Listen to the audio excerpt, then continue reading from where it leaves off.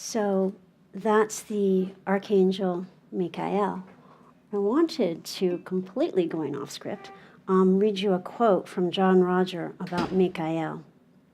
This, does everybody know who John Roger is? Anybody not? Raise your hand, please. Anybody not sure? Yeah? Okay. So this is a quote that was played at the last Christmas seminar. It says, that becomes not only the Christ Mass, but the Michael Mass, the first archangel of God, Michael, who stands as the guardian with the Christ. And not too many people know about that. But then it wasn't detailed in the Bible, but it's detailed in the Christ.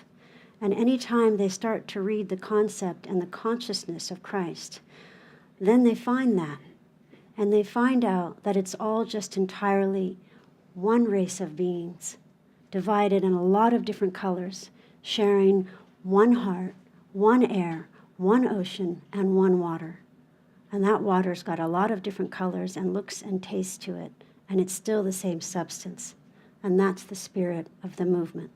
Just one spirit, and it takes all the forms necessary to keep us entertained and keep us focused on the upliftment of our own consciousness. So Michael, who JR just called the first archangel of God, who stands as a guardian with the Christ, is present along with lots of his friends. So he says, there is seeded, planted within each of you like a bright shining jewel right in the center of your forehead. It's that obvious to the angels how magnificent you each are, and I am speaking personally to you each. You would look at all the rest of you besides that bright shining jewel and try to fix it. That is the domain of the law. You don't need to be fixed. You don't need to be perfect. You don't need to complete. You don't need to dot the I's and cross the T's and get it all right. God is love. You are formed of the substance of love. Do you know that your father and your mother, God in heaven, which is seated right inside of you, loves you with every breath, loves every cell. And you might say, but I have dis-ease, or I have negative thoughts, or I did a mean thing. God is living through that into the experience of its creation.